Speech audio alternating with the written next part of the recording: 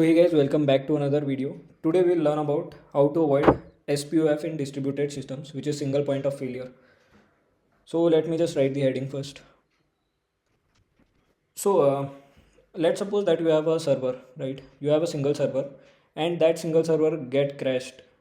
So the customers that were connected to your server or were doing some operations on your website would be unable to do their operations or whatever task they were doing because your server is down or it has been crashed. So this is a single point of failure because you were having just one server.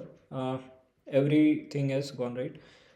Now, taking to a real life example, let's suppose that you have a shop and you have some stock or you have some material in that shop and you have only one shop. Now, some truck or some bulldozer comes and your shop is crashed, right? What will happen? Your all material and everything is gone. This is also SPOF for you because you do not have a second shop, right? Now, how to avoid SPOF in distributed systems or whatever system that you are building or any system architecture that you are building, how to avoid it. So the first thing what we can do first is have a backup server. So if your current server fails, have a backup server. It's that easy. So have a okay. Second is have backup database. So let's suppose your current DB fails or it crashes somehow. Have a backup DB. So have a backup database. Okay, so this will follow our master slave architecture. Okay, using master slave architecture we will have multiple database and this is actually more resilient and most of the company use this master slave architecture for having the backup of database. Now let me just draw a diagram to explain you in more detail. So let's suppose that we have this. So these are the user devices 1 2 user device 1 2 3 and 4. Let me just make it more real. So these devices are connecting with your server and your server is connecting with the database, right? Database, okay. This is S1 or you can say node 1 node 2, okay. So this is the server 1. So to avoid SPOF in your server, what you can have server 2. So some of the requests will be going to this server, okay, and this server will connect with your database, okay, and your database will again have a master slave architecture and it will have a it will have some other database which will contain copy of your current database. So this will be a master and this will be slave, okay. So this will be the architecture to avoid SPOF in database and server. Now going more deeper, what are the steps that you should perform to avoid SPOF completely? So let me just first draw the diagram, or let me just show you one by one. So first is of course having more nodes, which we have already seen, more nodes or more servers, okay. Second is having more load balancer. Why? Because let me just draw the diagram, that way it will be easy to understand. So this is our device, this is the user device. This is some layer of DNS, domain network service. So here we will have we will register the IP address of load balancer. I will explain you why in just a second. IP address 2. This is our load balancer. And these are our nodes.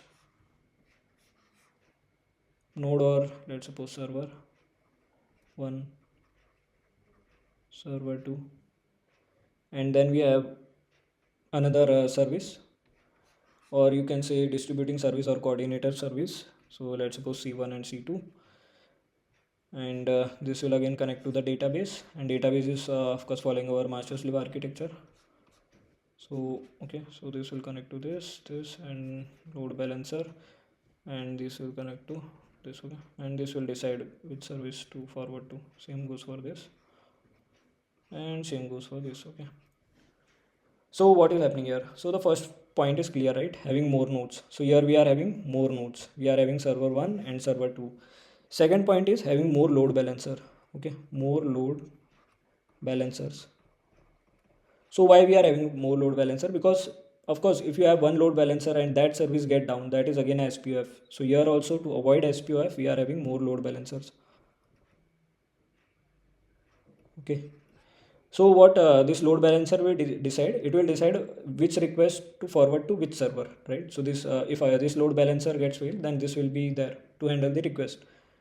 Okay, then we of course have two server to avoid SPF on server side. Um, on DB side, we are following master slave architecture to avoid SPF. So there will be a master and there will be some sleeves. Okay, those one, two, and three. These are sleeves. Let's suppose. Okay. So what will happen here? In this master slave architecture, our master would be write database. So whatever write operations that will come from server, that will take place only on the master database, and slave will just copy the database, make copy of database using a cron job or whatever, right? If there is an update, it will update. Okay.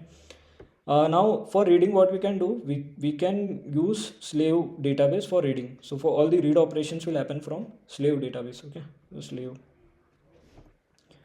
So what will this do? There won't be much load on a single database, and master will be performing very good in write operations, and slave will be performing good on read operations. And once master goes down or there is a crash in the master DB, our one of the slave, so the slave database will decide among themselves which should be a master, and then that slave database would be master, and that other slaves will try to make a copy from that master database. Now comes this DNS service, right? Why we are having this DNS service? Okay, so DNS service we are using to know which load balancer to pass the request to, right? Because there are multiple load balancers, so we need to find that which load balancer should get passed the request, right? So this will contain IP address of both the load balancers, so that client can connect with any one of them. Okay, and then the process can continue from here to here. Okay. So, okay, this coordinator or whatever you can say, we are saying it as a coordinator or distributor, or let's suppose distributor service. So what this is doing, this is trying to know that what database should this server request be forward to, and from what database we should read and write. So that will be handled by this C1 and C2 coordinator service.